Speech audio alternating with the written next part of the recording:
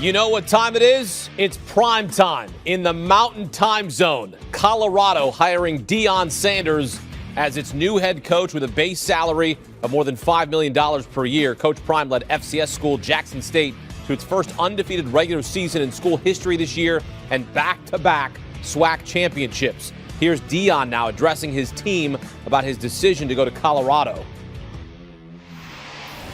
I know y'all been hearing the rumors and everything that's been transpiring around about my whereabouts and what I'm going to do. And I like for y'all to hear it from me and not from anyone else. It is what it is. Either in coaching, you get elevated or you get terminated. Ain't no other way. You either elevated or terminated. And it ain't no graveyard for coaches where they die at the place. It don't work like that. They either gonna run you off or you gonna walk off upon your own recognizance.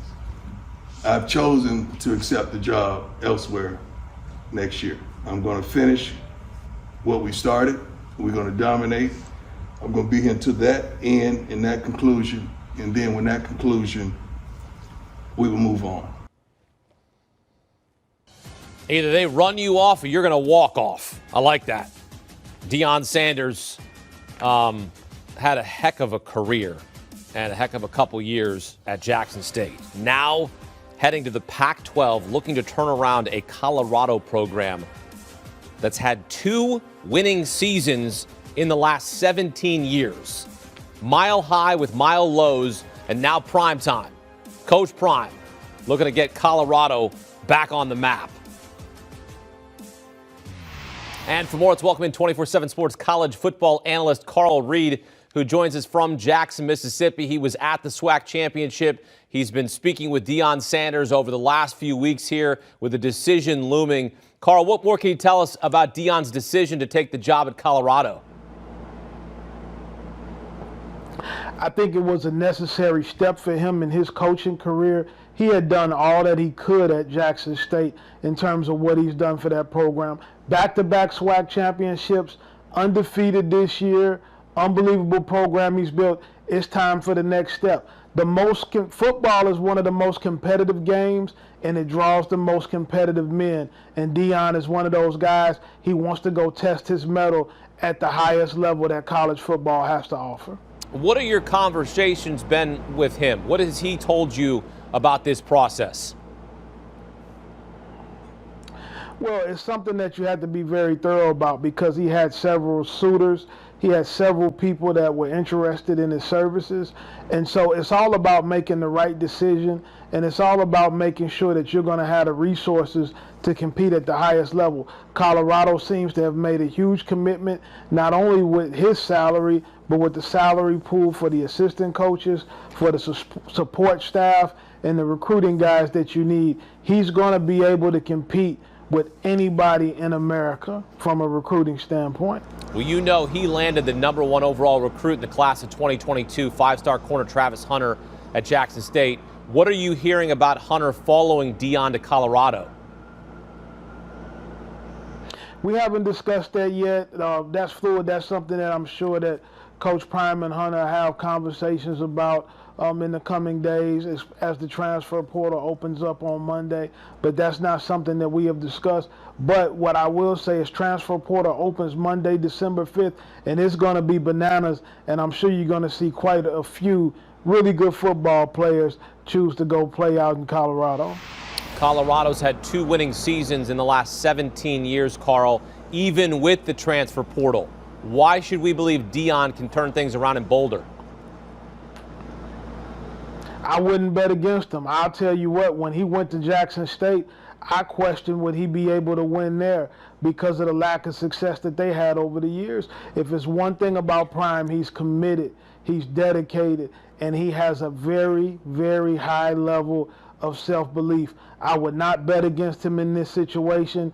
I think that he's going to recruit the very best players in the nation to Boulder, Colorado, and we're going to see a lot of success. And when you think about USC and UCLA leaving the Pac-12, there's no reason why he can't be in heavyweight matchups against Oregon and Utah to see who is going to be the top team in that conference. So you're saying Prime is putting the Pac-12 on notice?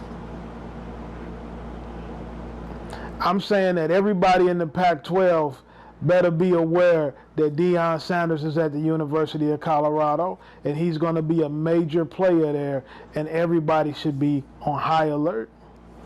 24/7 Sports college football analyst Carl Reed here on CBS Sports HQ with us. Carl, appreciate the insight here, my friend. Appreciate the conversation. All right, there you go. Deion's going to put the entire Pac-12 on notice. You better pay attention. And look, it's Deion Sanders.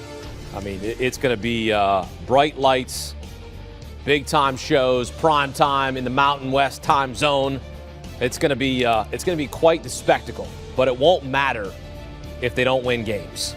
And they haven't been winning games. They've had just 2 winning seasons in the last 17 years. And you take a look at the numbers here since 2017, it's pretty embarrassing. Among 65 Power 5 teams, winning percentage 60th.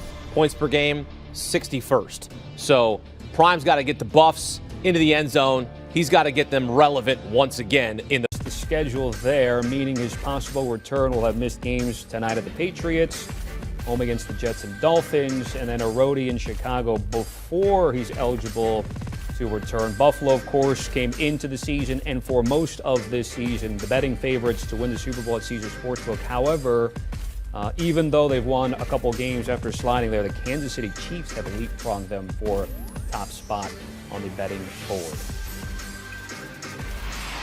All right, let's break down this breaking news with our NFL analyst, Leger Dusable. So again, Von Miller, we know why he came to Buffalo and how important he is to Sean McDermott in Buffalo. What's your first reaction to the news putting him on IR here?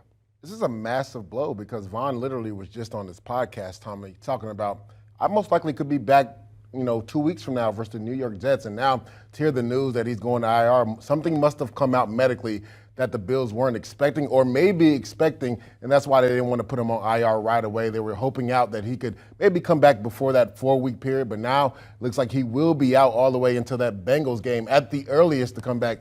And this is a massive blow for the Buffalo Bills. You talked about it. Everybody knows why Von Miller came to the Buffalo Bills. 13 seconds, right? It's in their head. They needed a closer, and he closed for them when they played the Kansas City Chiefs.